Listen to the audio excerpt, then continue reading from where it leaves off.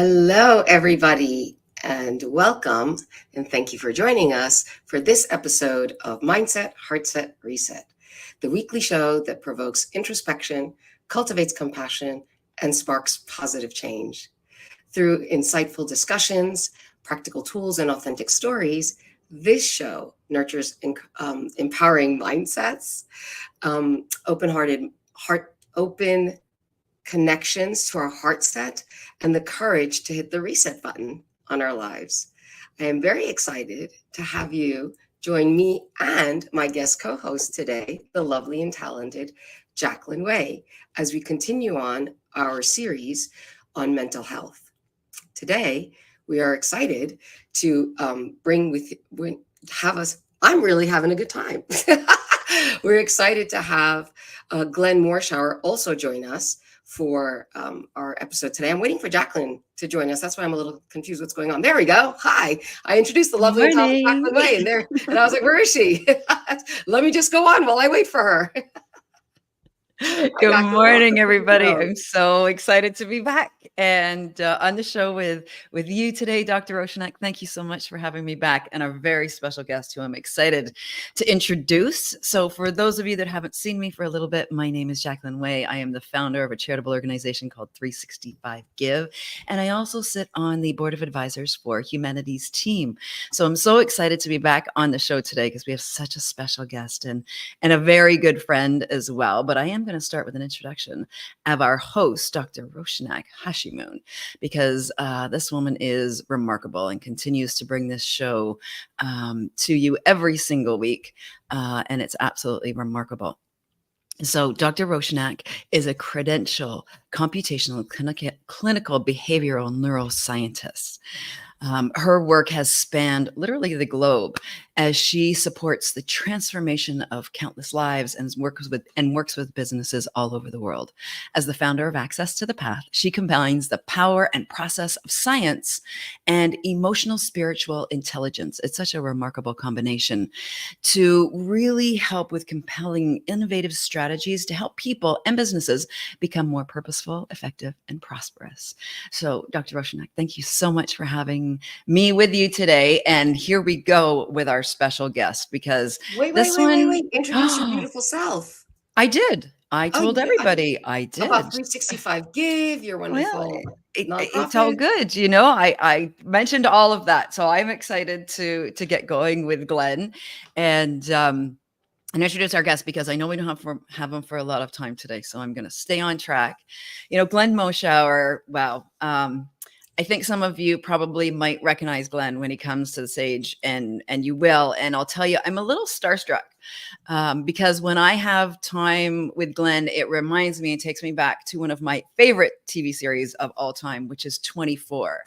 But Glenn, you know, he's been around and he is literally one of Hollywood's biggest actors. So, you know, Glenn started his professional career, actually, and I just heard the story, not as an actor, but as a poker player. He may even share that story with you today, until he realized he really needed to listen to his own life, the call that was happening for him in his life, the truth of his life. And he's going to tell us some of those stories today. Today, Glenn is an award-winning Hollywood actor. His career has spanned over 5 decades in Hollywood and places all over the world, with over 250 films and TV shows. But not only that, it's what I love most about Glenn. He continues to transform. And yes, if you've seen the Transformers show, he's been in that one too. So Glenn also continues to expand his career and has gotten himself into the I didn't even know this one about him, the video game business as well. So if you recognize his voice and you play the Call of Duty, that may be, for those gamers out there, somewhere else you recognize Glenn for. But most of all today, not only am I starstruck, but what you need to know most about Glenn is how heartstruck that I am. The first time I ever met Glenn was during COVID on the social audio app Clubhouse. When I heard Glenn speak for the first time, I actually didn't hear him with my ears, but he spoke the language of my heart and soul. And it's literally why we've brought him here today, because we know he's going to speak that language to your heart and your soul as well. And as we always say, we don't always come from this same time space reality, because when someone speaks to your soul, you know, you're working on a different plane together. So I am so excited to introduce Glenn today. Glenn has been a professional speaker on top of everything else he's done for over 38 years. And he talks on the subject of living an aligned life. And isn't that so perfect for this show and how we can make our dreams come true? So everyone, I would like to welcome to the stage our very special guest today and my dear friend, Glenn Morshower. Hi, gang. Hi, ladies. Hi. Hello. Beautiful. And I'm so grateful that I dressed in black so that I would match the two of you, because we didn't discuss this. It's We the all dream coordinated team. in advance, everybody. Yeah, exactly. But now I want to clarify something, because from your introduction, which was lovely, and thank you both, but from your introduction, when you said he really wasn't an actor first, he was a poker player, that would make me, and I did the quick math, that would make me 119 years old. Yeah, that's about right. No, He looks great for his age, doesn't he? I think You're going to live forever, baby. the top of my head might be 119, but I actually started as an actor when I was 11. And I'm pretty sure they don't let you play poker at 11. But I did. What surprised me about you, Glenn. And then I started playing poker 10 years later at 21, and played it for many years, and in fact did it for additional income along with my acting, when things had not blossomed into being a full-time on-camera career yet. And then I hit an age, I'm fast forwarding to make this very quick and concise, but I hit a wall of realizing that the game of poker was completely incongruent with the man that I am. And I quit for what for me was a phenomenal reason and a noble reason, but it's not a reason I've ever heard anyone quit something, which is that it was working on a financial level. In other words, I didn't quit the game because it was chewing me up financially. I made a lot of money in that world. And then I realized, you are here to help people. You are not here to hurt people. You are here to be truthful. You are not here to deceive. And the game of poker, although I wouldn't label it a dark game, and I'm not preaching to anybody that plays, but for me, it couldn't be more opposite of who it is I am. So I realized I'd devoted about 20 years to a game that was eroding my soul, because it teaches you to go after people, and your theme is to take. It's a win-lose equation. I don't believe in that. I believe in win-win. So the goal is to remove money from other people when you sit down at the game. So I stopped having fun and I quit, and my life took off when I did. Thank you so much for sharing that with us, Glenn. So I would like to, and as you can see, Glenn is absolutely amazing. And when we say that we are sharing authentic stories, here you have it. But I would like to introduce to everyone what we're doing today. So our show, and as you can see from what Glenn said, is called Unlocking Me, the Key to Living in Flow. And as you can see, Glenn was being true to his own soul and who he truly is and why he's here.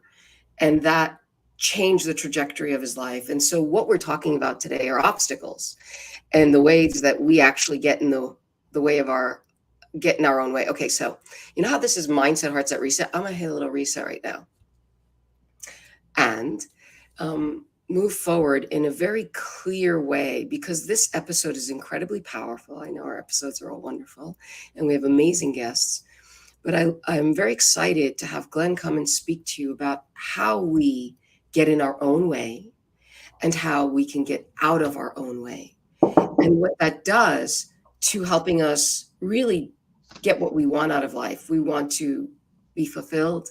We want to be accomplished. We want to live purposefully. We want to have meaning. We want to have great relationships, and we want to express what is within us, bring forth our gifts and blessings and skills. And so today we will be discussing that, which is a very practical as well as spiritual approach to life, and how we might best be able to bring it all into alignment. And that's going to come from one of many different strategies, including the 4 rooms of expectation or of expectancy. And once you learn about this and some of the other beautiful stories and metaphors, etc., that Glenn will share with you, you're really going to be able to navigate out of the space of, I wish my life could be like this, that fantasy space, and I love that my life is like this, the reality space that we wish to live in. So I'm very excited for us to have a show that really, and if you know Glenn, goes where it goes, but really is centered around understanding and alignment that allows us a self-mastery to be able to forge forward on a path that is truly our own and optimizes for our best life. So I'm very excited about that, and to bring whatever wisdom and insight, Glenn, that you wish to share, which I know is going to be amazing. So let me just start, if you don't mind. Jacqueline and I usually do this when we did our show together, is to start with just a background of how you got to where you are now. How did you start? You said you started acting at 11. I know it's a beautiful story about what you wanted in your mother's support. So maybe you could get us started on how you moved into acting, and you already helped us to understand how you eschewed what wasn't in alignment with your divine design, and then became, amongst other things, meaning a celebrated and esteemed actor, and one with quite a bit of longevity, but also someone who truly is an inspiration and a motivation for all of us to live our own best authentic lives. Well, I did. Thank you. Thank you. Thank you. I did start when I was 11 because I had a mother that was supportive enough to take me to see some, as she called it, theater, because we're here in Texas. So we're going to go see some theater and receive some culture. I'm going to introduce you boys to some culture. And my brother was 2 years older than I was. And we went to see Charles Dickens play A Christmas Carol. And for me, it was life changing. And for my brother, who was 2 seats to my right, my mother between us, it was a non event. So this old saying that one man's trash is another man's treasure, and of course today we wouldn't say man, we would say one person's trash is another person's treasure. Or we would say that beauty is in the eye of the beholder. Well, that was beautiful. What I was watching was beautiful to me, but to him, he would have preferred to eat broken glass and mayonnaise. He would have preferred to just get the hell out of there at intermission and go home. And thankfully, my mother, when I told her I would like to do that, she didn't minimize it and just say, oh, just do me a favor, shut up and enjoy the play. She didn't do that. At intermission, she said, well, let me check on it and I'll see if they offer classes here, and enrolled me. And that was the beginning. And I took to it like a duck to water, mainly because of its openness. I would not describe growing up in Texas and in the 60s as an open-minded environment. It was highly racist, highly judgmental, and that was our norm, but it wasn't ever my norm. And honoring what is your norm, that's the idea of unlocking who it is you are, because every one of us are unique expressions of life, of love, of wisdom, of power, of joy, of peace, and the beauty of wholeness. That's what we're all here expressing. I started studying metaphysics at age 14 and began implementing it into my understandings of acting. And by the time I was 15, I was making money at it on television. And then at 16, a lead in a feature, which moved me to Los Angeles when I was 17, not permanently, but for about a month to do some investigative research, then come back, do my senior year in high school, and then head out to LA permanently. And we stayed there for 36 years. I wound up marrying my high school sweetheart. So that happened when we were 19 and 18, and we're still together today at ages 65 and 60, soon to be 64. And it's been and continues to be a marvelous life of celebration, of discovery. And I do exactly and only what I want to do. I don't do things that I don't want to do. and it's a blessing, and it's available. It's available to everybody to the extent that you believe that to be true. As Henry Ford said, whether you think you can or think you can't, you're right. And that was a modernized expression that actually comes from an original Bible truth, which is simply, and I'm not here to be preachy, I'm just saying this was the origin of it, when it was everything, it is done unto you according to your belief. So what is your belief? Because your belief is operating to your life, not unlike a rudder does to the trajectory of a ship. What are you busy believing? Because that's what's determining the trajectory. And the things we believe, and I won't get long-winded with it because I want to cut back over to you, but what we're busy believing is so powerful, and every great theologian knows this, that it all starts with belief. And whether it is or isn't true, as long as we hold it to be true based on our beliefs, then it operates as truth uniquely for us. So I wanted to be careful to not allow my life to be led by societal downloads, most of which I didn't agree with. But when we were children, obviously we're required to follow those things. They were mandates. They were issued as somebody else's truth, which immediately were required to become our truth. And we grew up with those. And then at some age, what we call the age of accountability, we get to decide how we want to do it, because there's nobody there to beat us anymore. There's nobody there to shame us or punish in any way. So it's a wide open environment to choose differently and to choose congruently. And my choice making through my life has come from this fabulous place we refer to. Kyle Cease talks a lot about this. That's why he and I are friends. Talks about living from this place called deep down. Deep down. It's not a cutting edge concept. We hear it from people all the time when they say, "Oh, I knew it. I knew it." And you say, "Oh, you did? Where did you know that?" And invariably they say, "Well, deep down." Nobody has ever said, "I knew it in my left elbow." Ever. Or I knew it in my right eardrum. They don't say that. They say, "I knew it deep down." Well, since deep down is the place, and I want to talk a little about deep down, if we can open that up for discussion. Yes, But please. since deep down is the place where people seem to know things, then simply put, why don't we live our lives from deep down? What if you start your day in deep down and commit to living it from deep down? Because that's our truth. That's where we know things.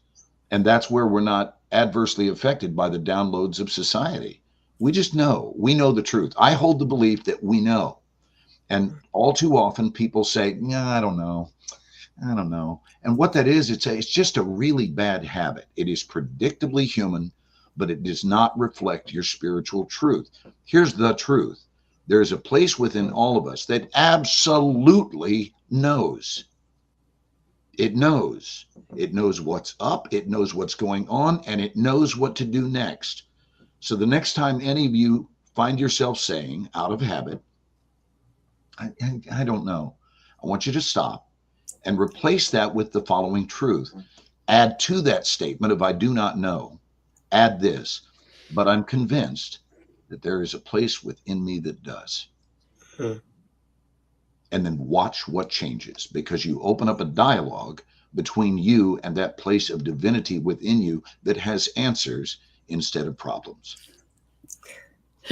It's so perfect, Glenn, because my next question literally for you, and when you said, "Can we open up this dialogue?" My next question was, let's talk about that voice, right? Let's talk about what really guides us in our life, as you so beautifully just gave us our first literally strategy for how we can begin to navigate, understand, and call this voice into our own reality. You haven't gotten where you've gotten in your life because you felt some or followed some cultural norm by any means. You've stepped out of that. And when I was telling everyone about you, I wanted them to see that transformation you've really created in your own life. I've always got from you this sense of expansion. And that you continue to do that each and every day in your life with not only the work you do as an actor, but the work that you do speaking with us today and all of the people all over the world you speak with. So my question is two things that are going to tie together with this is one, you gave us our first strategy of starting to listen to that deeper voice within us. Can you talk a little bit more on that? Because I've heard you speak on this, and I hear you ringing in my ears most days. When I know I'm not, I start hearing Glenn in my head. I'm So honored I to be want in your head. everybody, I want My everybody students, to know that sound. But my it's a students two-part kid me about it. question. Exactly, right? So that's the first one, is how do we cultivate that for ourselves? Because I Yeah. think that's our guide for us in our own lives. And then the second part of that as well is, you talked about how we can get stuck in the cultural paradigms, the expectations, what everyone else is doing, and that's so easy now. But what's the difference, and where do we start to find that balance between what our fate and free will is and what, society is telling us we have to do, or our parents are telling us what we have to do, our husbands, our spouses, whatever that is? Where does fate and free will come into and balance with that inner voice as well? And what do we get to choose, and do we? Well, yes, I believe we do, and it's an unequivocal yes, and an emphatic yes.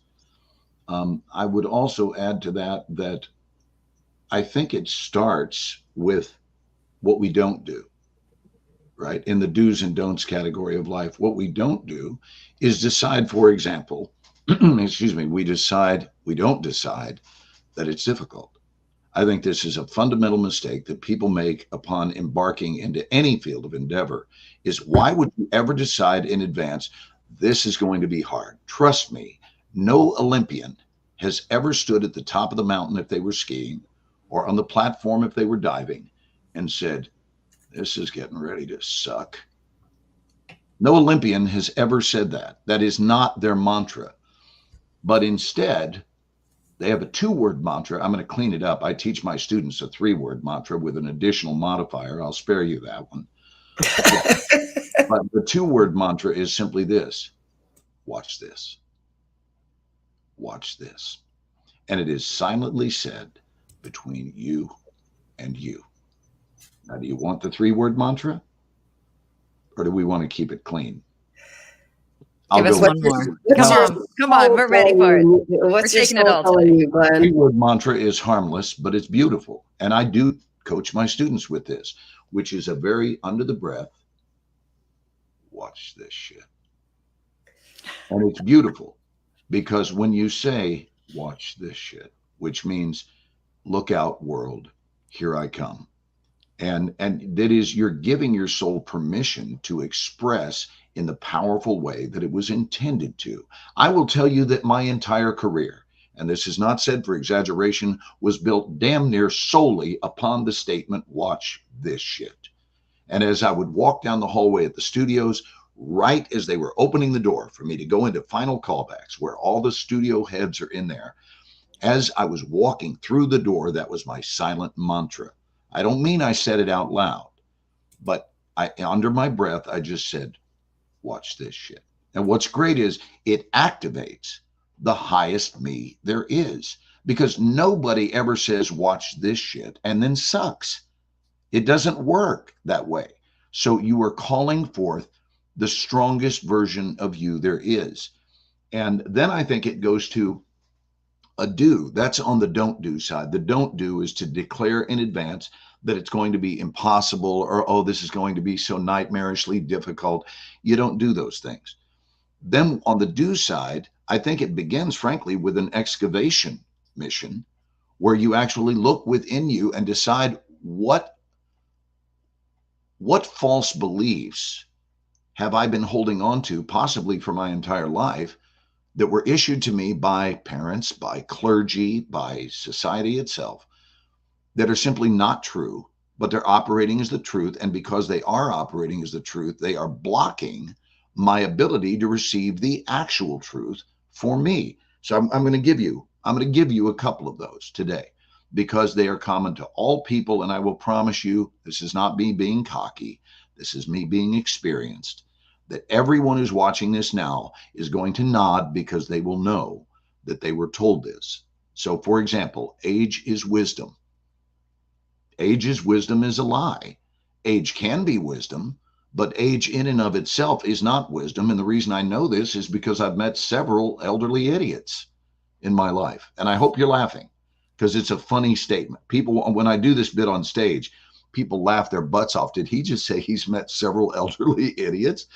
And the truth is, if you stick your head in the sand of avoidance when you're a young person and you don't allow yourself to triumph in the face of challenge, if you do that, then you're no wiser when you're 50 than you were when you were 20. If your life has been about failing to face things and pole vault over them, as I said, to triumph. So if we pay attention as we get older, we do become wiser. So it's not the years that make us wiser. It's the extent to which we pay attention. Age plus consciousness, age plus noticing, those things make us wiser. So how about I'll believe it when I see it? What a colossal lie that was, right? I'll believe it when I see it. That is an invitation to live in fear and doubt, a doubt especially. So show me, then I'll believe it. The truth is, it's exactly the opposite, which is that we will see it when we believe it. So we were taught inverted truths. We will see it when we believe it. There needs to be people surrounding our children, inviting them to believe that these things are eminently havable for you to the extent that you believe it, and then watch how kids learn to manifest very early on in life. You know, everyone's a manifester. Everyone, no matter how old. But the question isn't, are you manifesting? The question is, are you manifesting the results you want? Right? So targeted manifestation instead of just manifesting. Everybody right now is manifesting all sorts of results. Both of you are. You happen to be manifesting the kind of results I'm drawn to. That's why we're friends. But everyone manifests. So if you don't like the way you're manifesting, then you got to understand that how you're running the show is determining those manifestations. So I do believe, Jacqueline, to your point, that we do have say so. I'm only going to hit a couple more of these. I'm not going to do my whole list. How about don't get your hopes up? Who made up that worthless crap? Don't get your hopes up. And here, what's worse is, beyond having come up with it, was the fact that there was a group of people who went, yeah, that's great coaching. We should get that downloaded into the world so that we can ruin people as early as is humanly possible.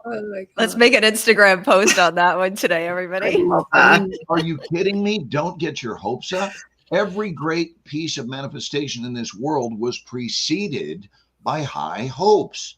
In fact, high hopes that were so high that they became expectancy.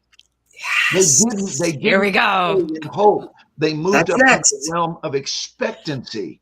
So I'm going to tell you, they got it wrong. You done been told wrong. Get your hopes up.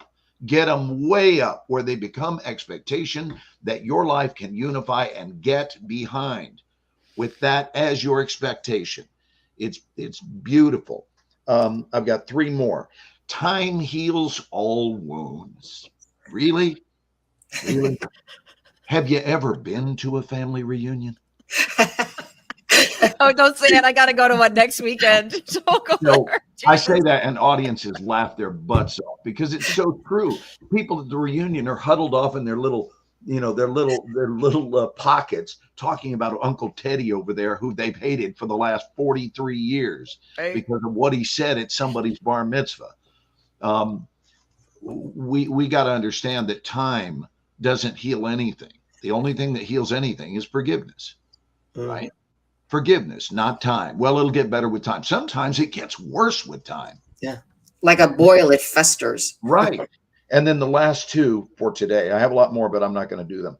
How about money doesn't grow on trees, which is a download to people to expect money to be difficult to have, right? It's a terrible piece of instruction.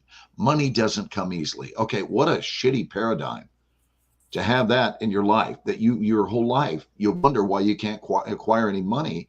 And that's because money doesn't grow on trees. For that matter, money's made of friggin' trees. Come on, people. So it's very havable. Money is very havable. And I wish someone were in your life to point out how entirely havable money is. And then the final Okay, one. hold on, Glenn, before you go to the next one, we just have to go back for 1 second. I have to Okay, say but this that is the last one I was going to do. Go ahead. but wait, this is the best one. Money's made from trees. I know Yeah. he said that. I had to repeat that. Like, That's we gotta right. It's repeat that word. paper. Money's made from trees, people. Note to self. Right. So good. how do we have the audacity to declare, to say It money doesn't grow on trees. It is a trees? tree. It is a tree. It Oh my absolutely. god. Yeah. Right? And then Just so good. and one of my favorites, which is, it's not favorites, it's favorite to talk about, but it's very sad, is the idea that it's too good to be true. But really look at the visual. If you were to put that on a chart, it's too good to be true. So if you were to map that out, that would mean that true things are down in here. This is the realm of what's true. And what you just heard or what you learned about is too good to be true. True is down in here. And so we've exceeded how high, basically what we're telling children is how high goodness can go. And if it goes this high, it now enters the realm of fantasy. It can't be true any longer. When in fact it's true all the way to the top. And the truth is there is no top. There is no self-imposed ceiling. So, well, actually, it isn't self-imposed ceiling, right? It's self-imposed, isn't it? No, absolutely. What I'm saying is there actually isn't a ceiling except for the one that we impose. Right. So the notion that we would say it's too good to be true. All I've done in 1, 2, 3, 4, 5, I gave you 6 examples of why this world struggles with limitation. Every one of those are limiting beliefs. So those beliefs collectively have to be, and I see this, both of you, I see this as a non-negotiable. It has to be excavated from your life first before you can put in a healthy feeling. So if all of these things are untrue, we're going to make them dog poop. Okay, they are dog poop, and they're in the middle of your life eclair. You've got an eclair, but it doesn't have cream filling. It's got dog poop. And you wouldn't add cream filling to make a dog poop eclair taste better. That's just, can we change that? No, because it's visual. I'm just saying the only way you could ever make that life eclair taste better, right or wrong, is to get the dog poop out. Yeah. Absolutely. And I don't think anybody really wants the dog poop. Mm-mm. Right, but it's operating, I mean, as crass and as visual as that may seem, it is operating as dog poop in your life. It smells like garbage. It is garbage. So you have to get that out of there and then replace it with what really is true that smells sweet and tastes great. So you've given us 6. Can you give us a lucky 7? Just sure.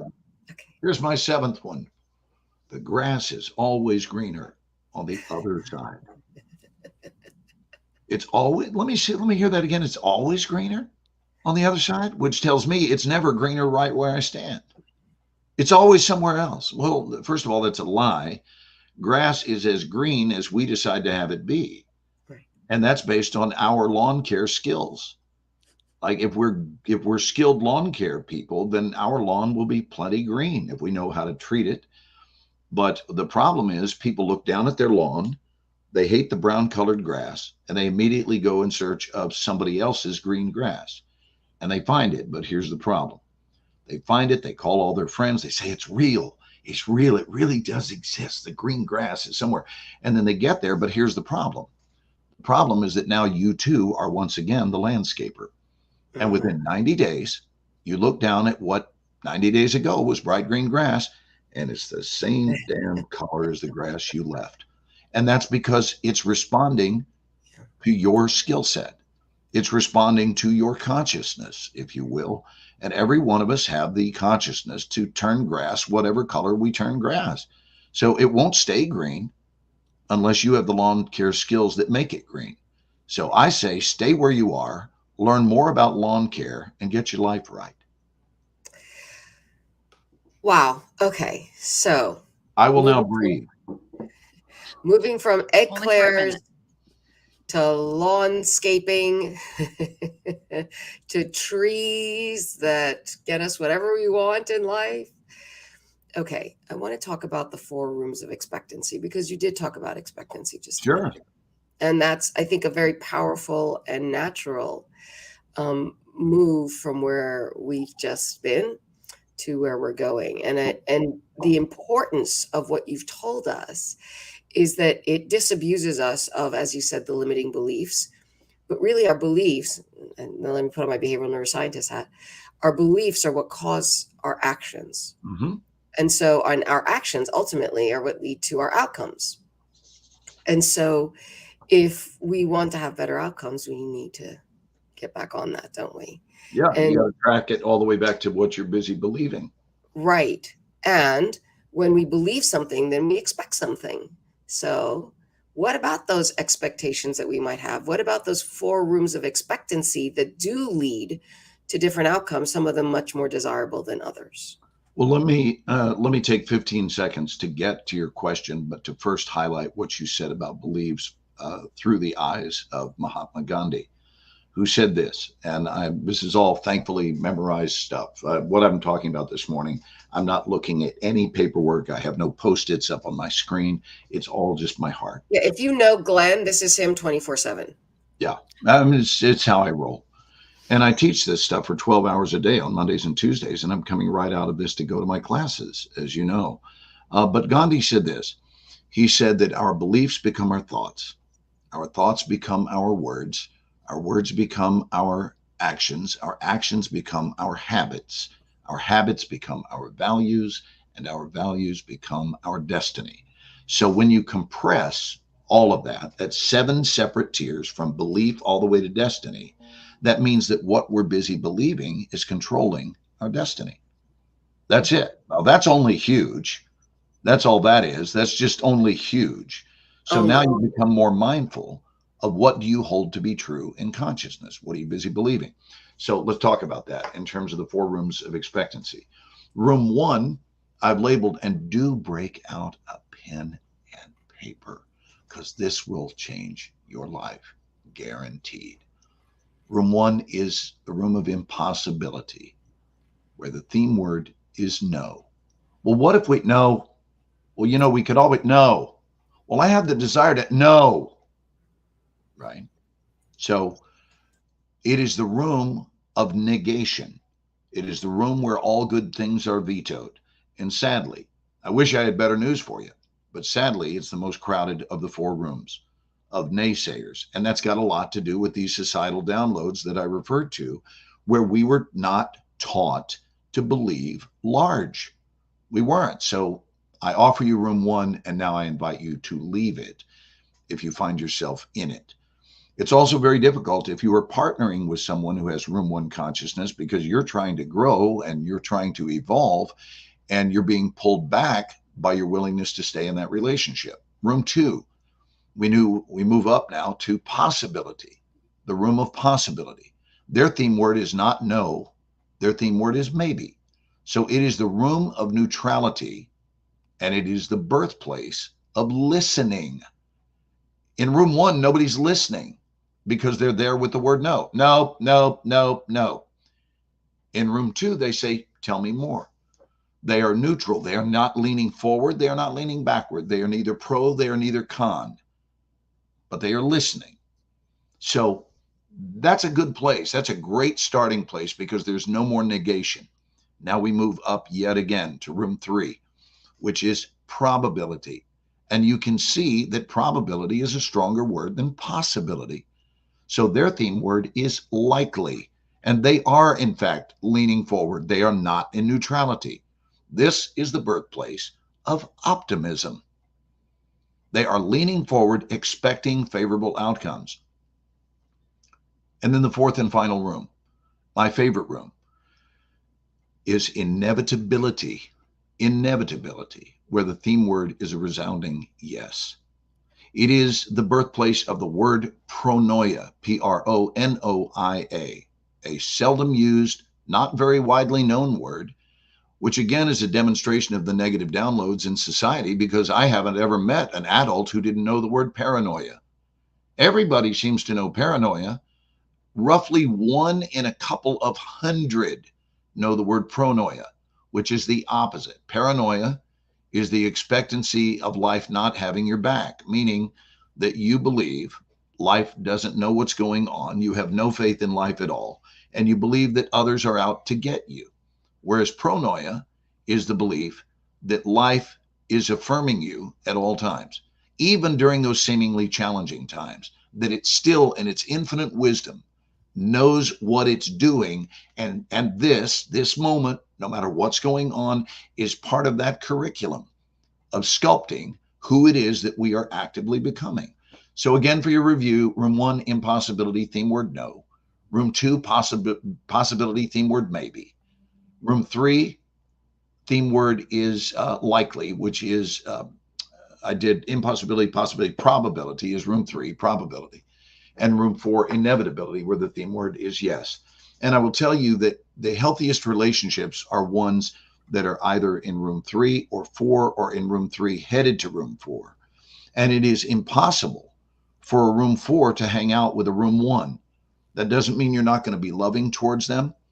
It doesn't mean you can't have a cup of coffee, but it means you limit your exposure because there is no part of you that comes from no. So this begins to explain more why certain business relationships don't work, why certain marriages or lover engagements don't work. It's because the rooms of consciousness in which you reside are incompatible. Oh, but I've got the hots for her. Oh, but I've got the hots for him. Well, that's all well and good until you see what the levels of expectancy are and realize that that will either uplift or destroy relationships. That's where true compatibility exists, are in those rooms of expectancy. Thank you so much for that. And those rooms of expectancy change our lives. And that's exactly what we're talking about here. How are we going to transform and reset and live the life that we want to live? And we forget how much we are part of the equation, right? Let me ask you a question, Dr. Roshanak. Did you expect today to go well? Of course. Of course. So let me tell you what I didn't do. Here's what I didn't do this morning. I didn't sit around hoping it would go well. I sat around knowing it would go well, because in my mind, there's no other outcome. So That's those other outcomes are not even an option. And that is not, I want to repeat, not arrogance. That's true expectancy. I base my life on it. In my career, which is regarded as a very difficult career to make a dent in, I simply approach it from a different place of expectancy. It's not that I'm more talented, because I'm not. I'm certainly not better looking. That's not why I've had my job. I'm not. I don't know, Glenn. Well, I don't know. listen, if the bald guy is working for you, that's great. But my point is, there are a lot of people who are eminently camera pleasing, but I have a camera pleasing consciousness. And that's changed my life. And I can laugh about it till the cows come home, but it's really the truth. Like, what are you busy believing? I have a very lofty expectancy in my life, but I also expect to have to earn it. I do expect that I have to do my job to build it. You don't just get to sit in front of the TV and wait for the doorbell to ring and Ryan Seacrest shows up on your porch and hands you your gold-plated life. Not the way it works. The golden ticket. Glenn, can I throw something in there with this one? I Because wish I think, you would, because we used to run this very special space on Clubhouse every Saturday morning together. And I always learned a lot from it. And I think our guest did as well. And it's about self-sabotage, because it's really hard to be expectant of your life when you're actually just sitting there in your own personal self-sabotage in so many ways. And we see that literally at a global scale. I think this is such a big part of our challenge in our world right now that's affecting our mental health and our well-being and our personal happiness. How do we begin to dig ourselves out of that hole of self-sabotage? Well, I can explain in my view. Everything's in my view. I'm not, Absolutely. This is nothing more than a grown man's opinion. Please take it as that. Feel free to sample it. I think you'll find tremendous value in it, but I'm not a control freak. And every one of you, God bless you, and believe whatever you feel works for you, whatever you believe. My information has taught me that sabotage is born out of mental equivalency.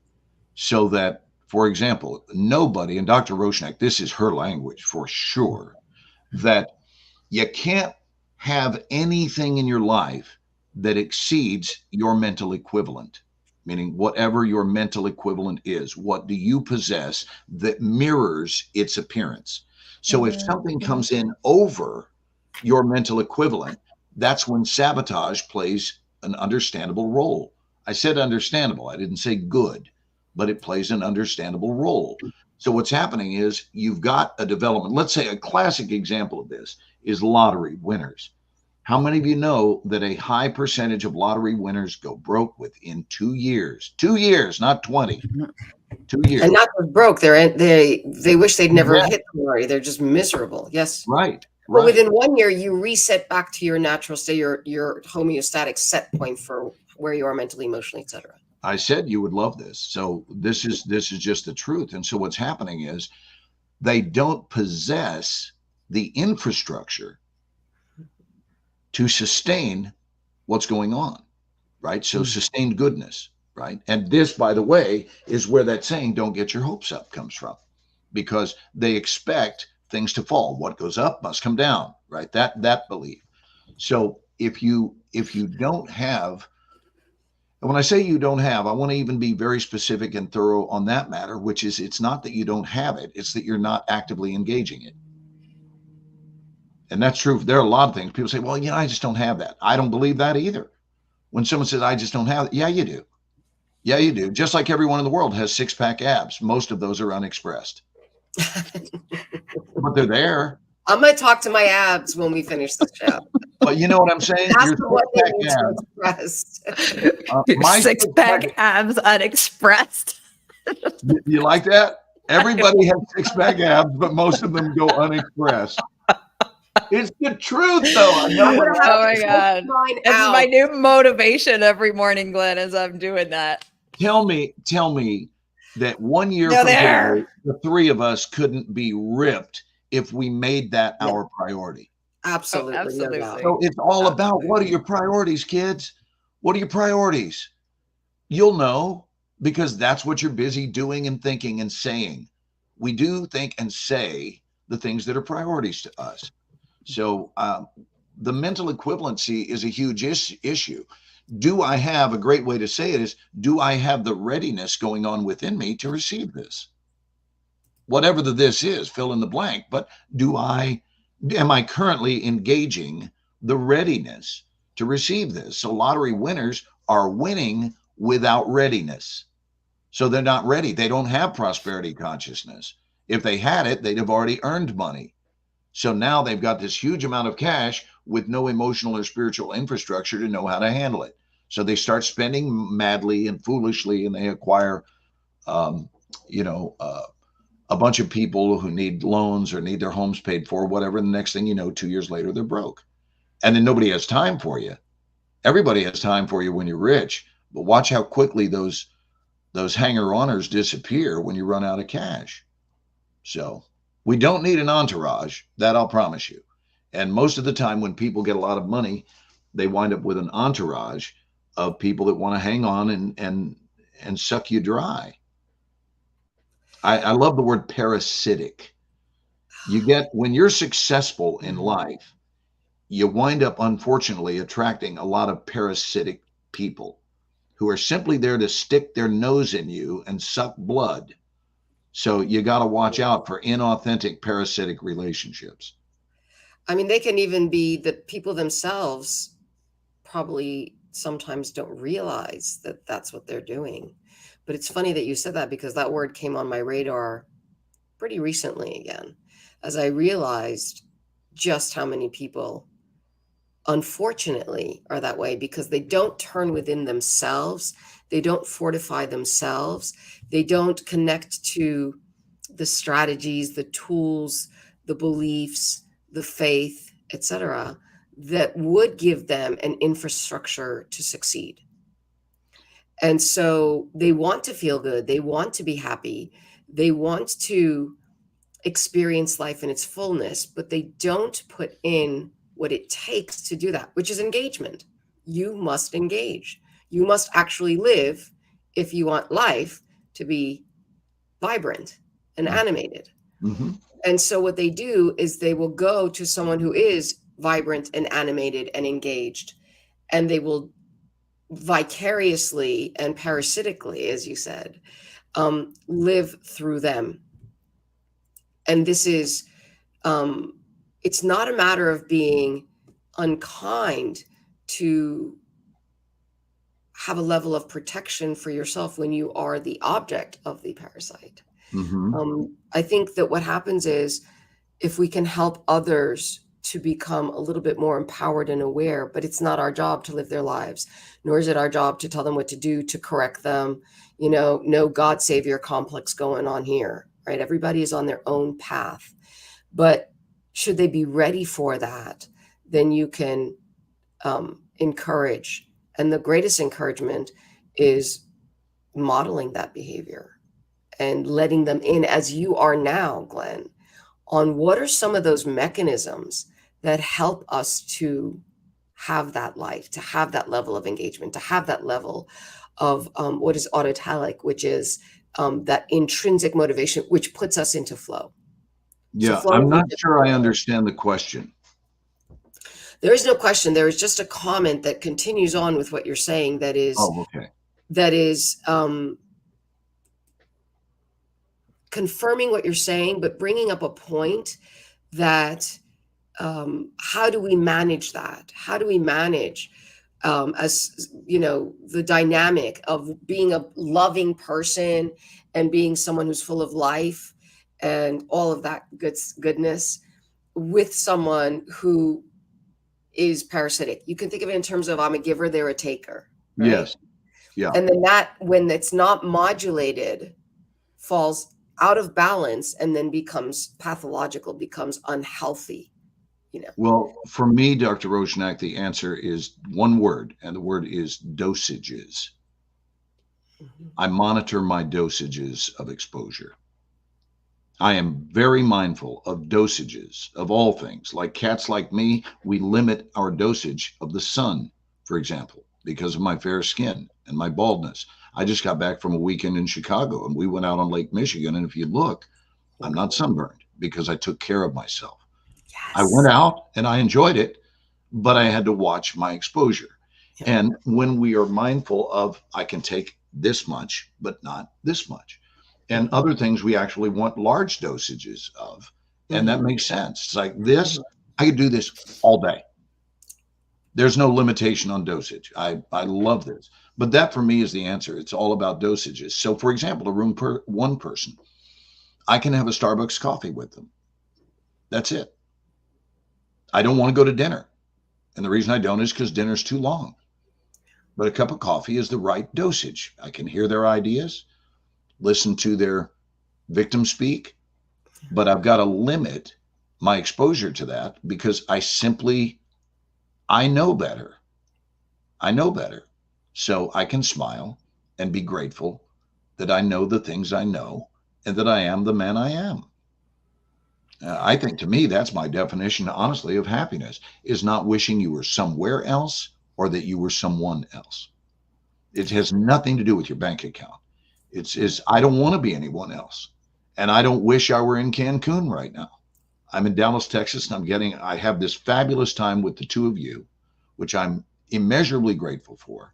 And then I will continue that immeasurable gratitude for the next 12 hours of my day, because I get to inspire people and help them find their way through fear and doubt and negation. That's a well-lived life. So my goal my whole life was to, on my final day here, to be able to look back at the entirety of my life and say, that's exactly what I came here to do. That's it. There's nothing else. Everything else falls well underneath that most important moment of my life. So I have an active dialogue going on with that day right now, and have for years. Right now, that day is in play because I'm currently building his pleasure of sizing the whole thing up and saying that was a fun ride, instead of living with regret toward the end of your life. And what I think is really powerful, and I'd like to bring to everyone's attention, is the difference between people who are out there always trying to help, because they are in this sort of Cartman's drama of savior and victim and persecutor, and it goes around and around and around. Yeah. Oftentimes nobody thinks they're the persecutor. They always think they're the victim or the hero. And the difference between that, which I think is a more unconscious, somewhat disempowered state, from what you are saying, is that you are so present to yourself that you love equally self and other. And then sometimes that means you need more. Sometimes that means you can give more. It depends. And you are present to that. You are in the dynamic flow of life. And we talked about unlocking me and having that key to living in that flow. Sure. As we're coming, rather unfortunately, to the end of our hour, I wonder if you might, if you're inspired to say a few words about that. If not, we'll talk about something else. But the difference between being in a state of love, capital letters, absolute values, that reveals to us truth, that guides us, that is a win-win, versus the facsimile of it. Well, we do this the answer is yes. We do this in my acting coaching, which is, what is the difference between an employed actor and an unemployed actor? And it's that those of us who are employed have figured out, and I don't know that others would word it this way. This is the way I word it, because this is the coaching that I've developed to offer people, is most actors are doing work about a certain thing. Mm-hmm. They're doing it about it. I don't teach my actors to do that. I teach them to do the work from it, mm-hmm. not about it. Mm-hmm. So when you do a scene, for example, the film Kramer versus Kramer, if I had been directing that film, let me ask you two, as an audience, do you want to see, in terms of its emotional impactfulness capacity, do you want to see a film done about the pain of divorce, or do you want to see a film done from the pain of divorce? It's always from, and that's right. The thing about, right. Are you swimming in those waters, or are you just trying to, yeah. Right. Because if you're doing something about it instead of from it, that's the metaphorical equivalent of having a condom on your work. You're putting an emotional condom on your work, where there is a separation between the fullness of the experience and then the predictably human version of the experience, which somehow has a membrane around it that keeps it from fully and freely expressing itself. So I just say, do it from there. Like, don't talk to me about love. Talk to me from love. Mm-hmm. That's the difference. I think it all comes down to either about or from. Are you a from person, or are you an about person? I remember asking you once, last year, I think it was, about acting and, the talent of acting in a role. And you said, I don't act my roles. You embody them. Yes, that's exactly what I'm talking about. Yeah, to show up as that, not pretend you are that, but actually use your mind and your imagination to allow yourself to basically hypnotize. It's a form of self-hypnosis where you allow yourself. I don't even like the idea of descend, except that would mean to go deep within. So that's okay. To me, it's an ascension, right? But you ascend to that place of these 7 words. This is so, and now I go. This is so, and now I go. Boom. I am love. Boom. Now I go. I am love. Not I wish I were love, or I'll try to be loving, right? And because we have like 1 minute, may I dovetail into, I circled this a while ago as the one thing on the page that I wanted to talk about. I mean, as long we will stay as long as you can stay, but I know that you did a kindness by cutting into your day. It's not even a long thing. It's an easy thing, but proof that we have this condom. Forgive the imagery, but try to understand. We do have this metaphorical condom on life in terms of freely being able to experience life with all of its available juices and everything flowing sweetly, that we don't need things blocking that off. And please know, I'm not literally talking about condoms. So for those of you, condoms are advisable, right? We don't need people walking around with babies you didn't plan on. But the idea of the word pursue, you both heard me talk about this one, and it's huge. I do a talk called Quit Pursuing Your Dreams. And I'll promise you, people don't do this. They don't do this in their chairs. When you say today's talk is going to be called Please Stop Pursuing Your Dreams, they go, what? Yeah. They lean in like, what the hell are you fixing to say about don't pursue my dreams?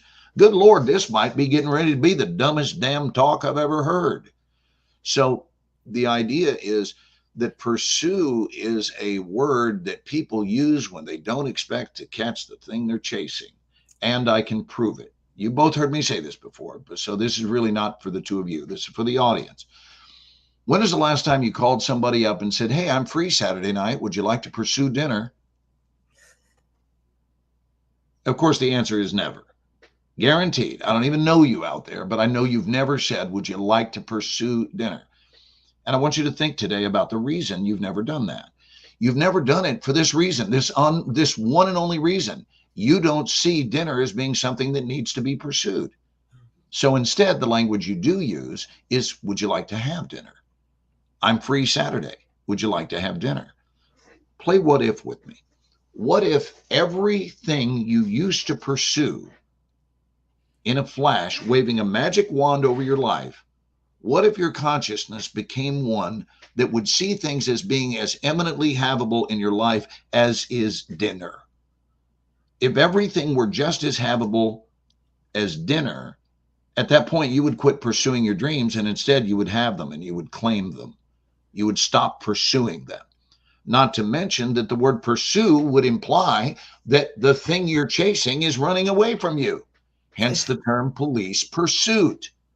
Police don't pursue things that are stopped, right? That's when the pursuit has ended. And I want to tell you the most important thing you'll hear today. Your dreams, yeah, they're not running away from you. Your dreams are right here. They're eminently havable, just like dinner. So please stop pursuing your dreams. Let other people, there are plenty of pursuers in life. Let them pursue because that's what they're used to. But if you want to taste your dreams, you got to stop pursuing your dreams and instead claim them. Understand that that's your God-given right to have these things occur. But you probably need somebody to pat you on the back a little bit and remind you that you've got some blockages that are keeping you from experiencing that. I'm here to tell you dreams do not need to be pursued. They need to simply be said yes to. Just say yes and watch what happens. I love it. So thank you so much, Glenn, for everything. First of all, also for making the time in the middle of your day, your normal schedule and your teaching to come and join us and share your heart and your knowledge, your brilliance. At the end of every show, we have the get off the couch moment. And I'm going to turn that over. Let me just take these off. Best co-host, Jacqueline Way, who came up with this. And take it away, Jacqueline. Thank you, Glenn, for being here. As you know, I'm quite happy to sit here for hours, endlessly listening to you talk. I think this is the shortest we've ever spent time, because it always goes so long, right? Exactly. So, Glenn, we always like to leave our guests with, you've given us so many takeaways today, but what's that one thing today? Because everything you've talked about isn't tomorrow. It's right here. It's right in front of us today to actively take for ourselves and in our lives and embrace and hold and love. And isn't that yummy? Oh, it's so good. It's so sweet. I just love it. As you were talking, I'm going to share a quick story with you.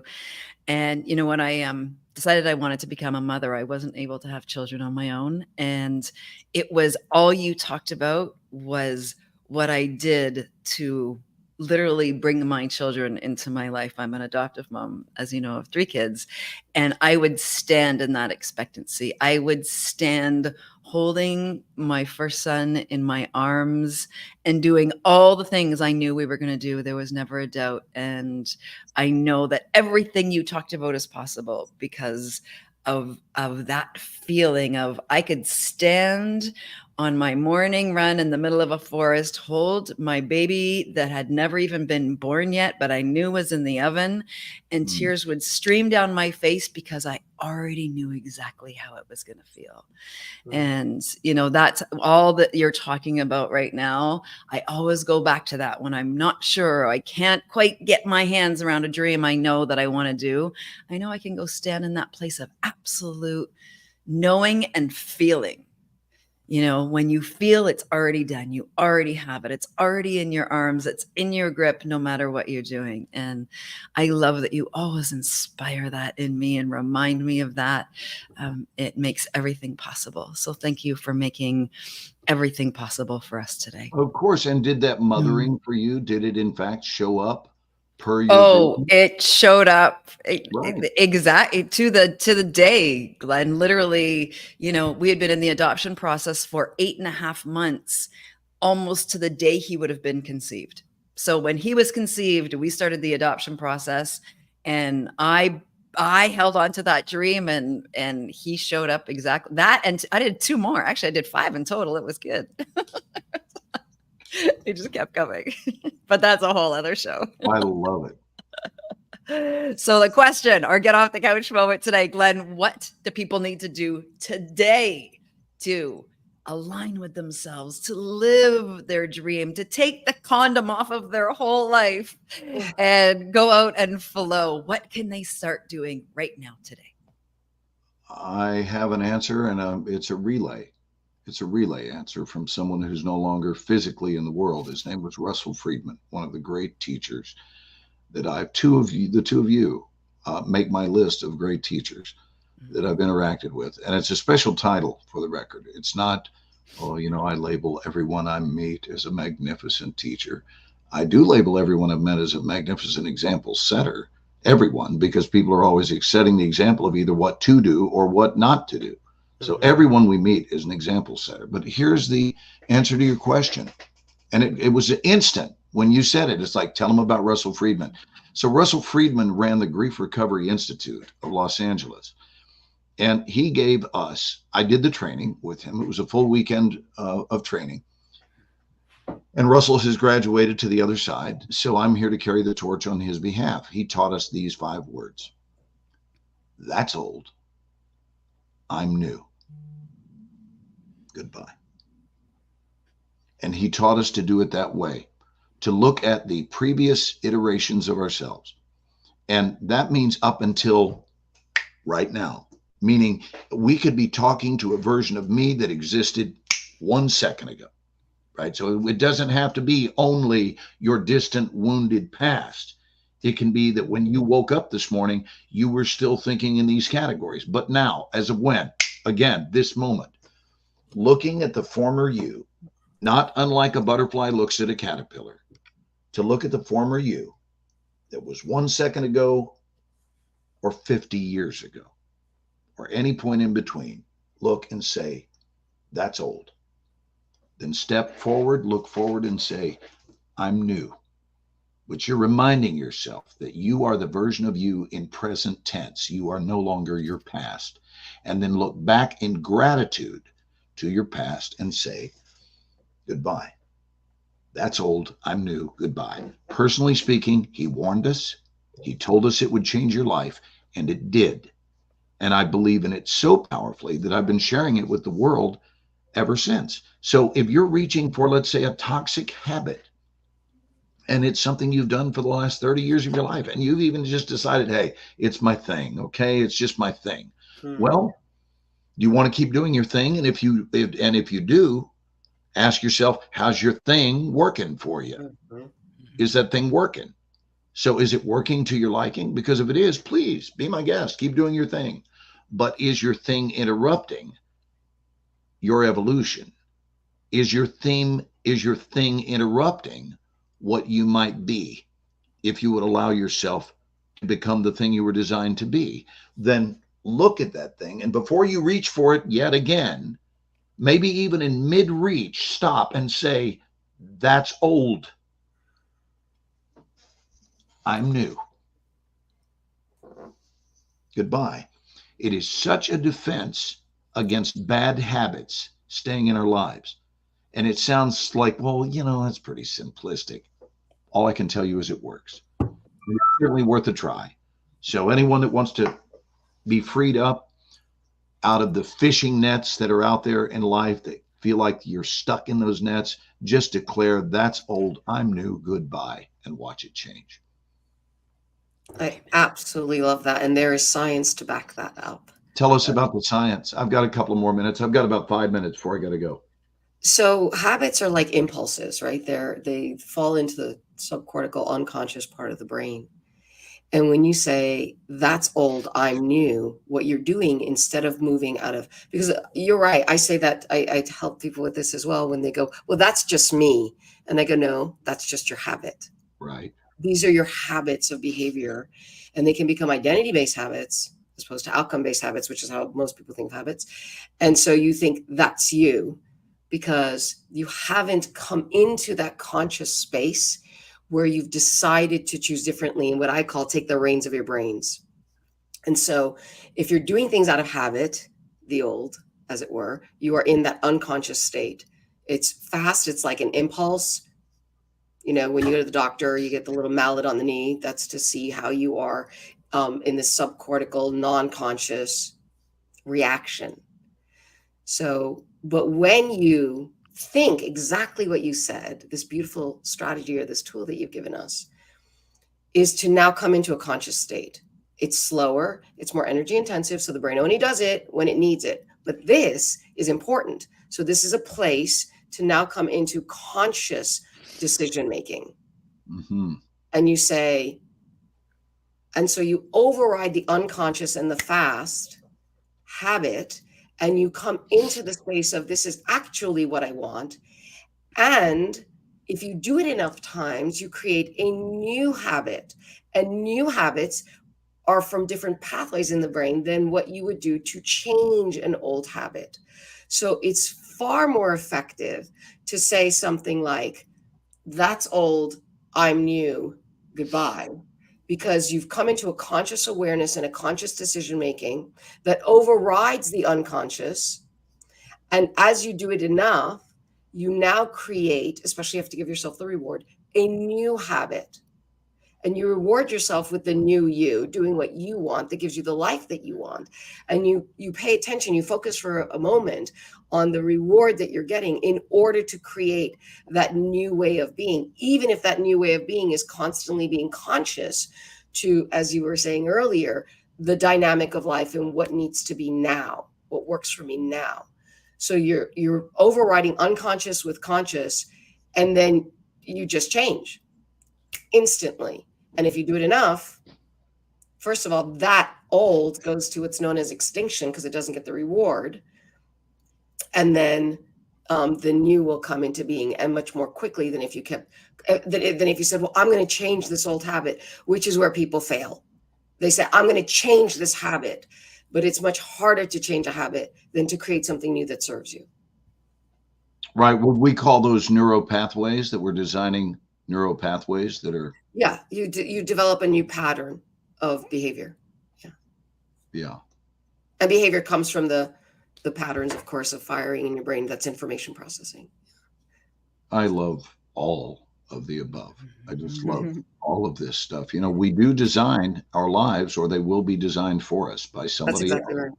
So you got a choice to design your life or have somebody else design it for you.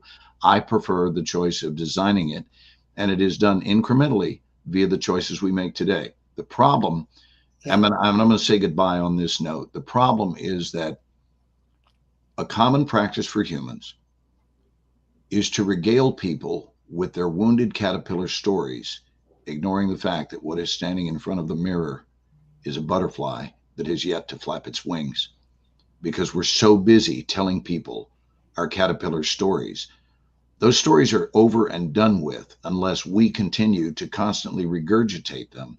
I would say spend that time, instead of going back to tell your stories of your woundedness, spend that time noticing the wings you've been given and flap them, and you live the life as the person you are, which is a butterfly, and not the person you used to be, which was a caterpillar. So I'm a big fan of butterfly living. All of you have wings, and I wish you I wish you good fortune in flapping them today and for the rest of your lives. Thank you so much for joining us. Glenn Morshower, everybody. If you want to know more about Glenn, glennmorshower.com. Thank you. Thank you so much, brother, for coming in. Saint Angel, for helping us to understand how we can unlock ourselves and live in that beautiful flow. You're Really both welcome. And let me know privately, text me if you want to come pop into class today. I'll be there for the I'll come say hello. Thank you, Jacqueline, for joining as co-host. Thank you, Great everybody. to be here. Live. See you all soon. Thank you for coming if you're live. Thank you for coming if you're listening to the recording. Because this is recorded, I encourage you to go back and listen over again to the amazing, because Glenn just, boy, that was a treasure trove. And so take your time, let that process and go back to it over and over again and really enjoy and benefit from what Glenn has taken the time to gift you. And next week, July 2nd, we will not have a show, but the following week, July 9th, we will have a show with Frederick Bussey. So we invite you to come back and join us on July 9th at 9 a.m. Pacific, 12 p.m. Eastern, 5 p.m. British time, and 6 p.m. Central European time. And so until then, namaste and God bless.